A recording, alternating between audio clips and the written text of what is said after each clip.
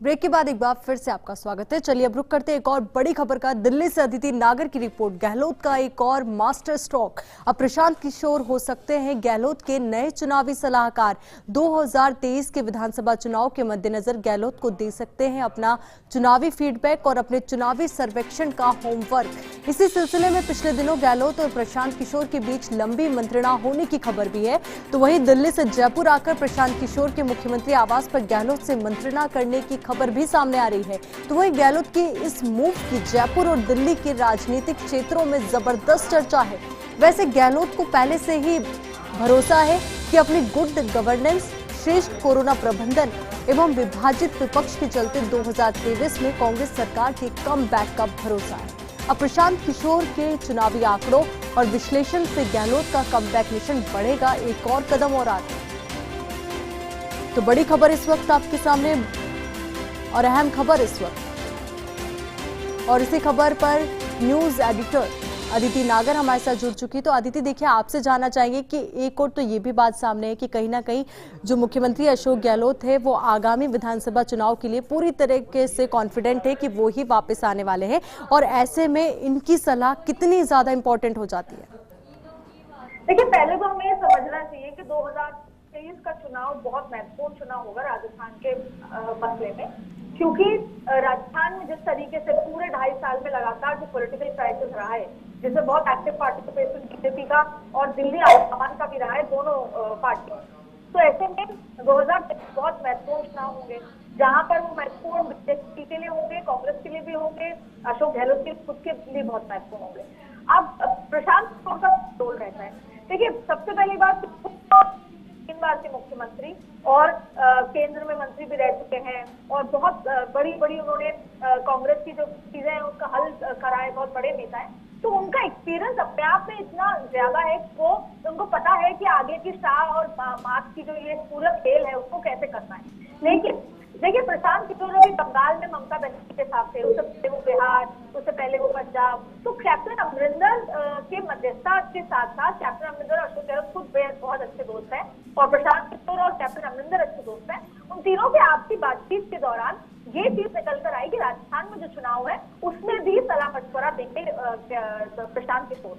हालांकि अभी पूरी तरीके से तमाम बातें होनी और भी बाकी है, क्योंकि जो ममता बनर्जी का चुनाव है, अभी टीएमसी का चुनाव है, जो देश का बहुत बड़े चुनाव में से गिना जा रहा है, उसका रिजल्ट 2 मई को आना है। उसमें बीजेपी और टीएमसी का किस तरह का रिजल्ट रहता है वो भी बहुत महत्वपूर्ण रहेगा प्रशांत किशोर करियर ग्राफ को लेकर, क्योंकि प्रशांत किशोर ने नंदीग्राम से ममता बनर्जी को चुनाव लड़ने की सलाह दी थी।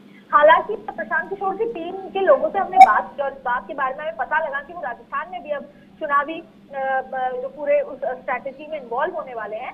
तो उनका यही मानना था कि देखिए, चुनाव जिताने से ज्यादा हम जो है वो जो वहाँ के जो नेता हैं उनको देने में विश्वास रखते हैं, जो वहाँ के एग्जिस्टिंग मुख्यमंत्री हैं या जो भी पार्टी के आला नेता हैं।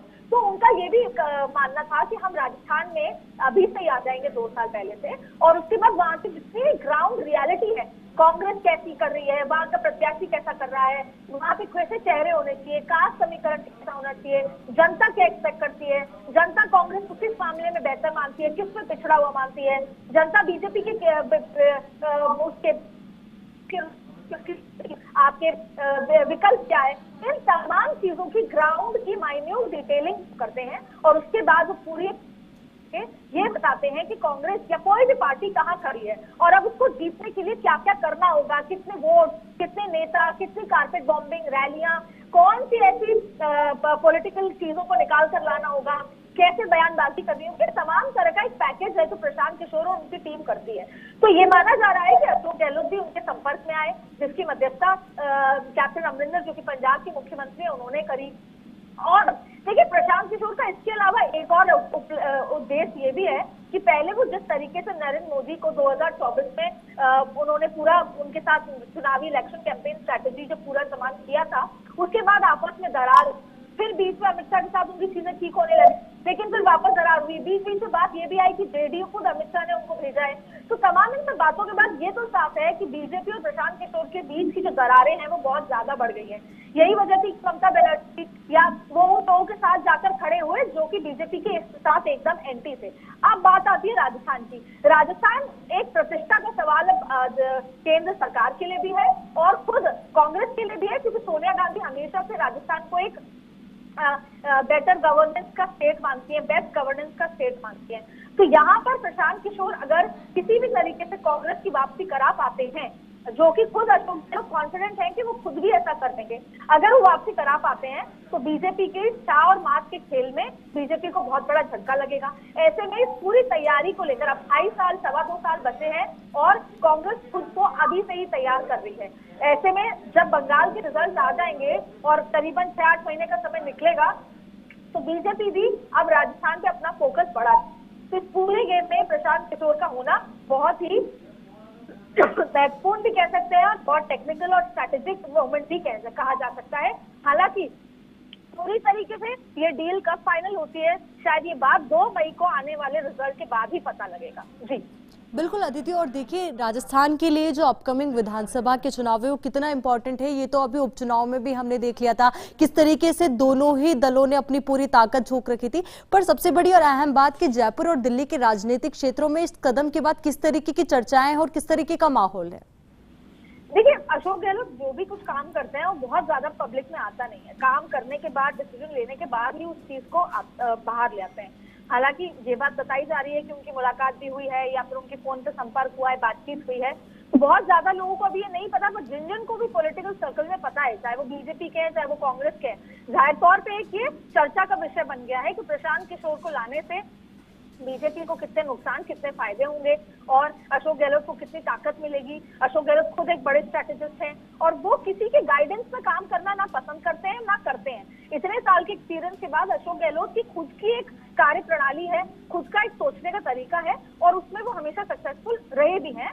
तो ऐसे में 2023, क्योंकि देखिए इतिहास रहा है, एक बार कांग्रेस एक बार बीजेपी, कांग्रेस के सामने हमेशा चुनौती रही है, 2 बार एक साथ कार्यकाल नहीं कर पाए हैं। तो ऐसे में इस बार अशोक गहलोत ने इस चुनौती को स्वीकार किया है और वो चाहते हैं कि इस कार्यकाल के बाद एक बार और अशोक गहलोत के मुख्यमंत्री का कांग्रेस के शासन का कार्यकाल आए और उसको किसी भी तरीके से मुमकिन कर पाने में जुटे हैं अशोक गहलोत। और जी अदिति, बिल्कुल मुख्यमंत्री अशोक गहलोत का कमबैक मिशन से जुड़ा ये बड़ा कदम। तो बहुत बहुत शुक्रिया हमारे साथ जुड़ने के लिए और पूरी जानकारी हमारे साथ साझा करने के लिए।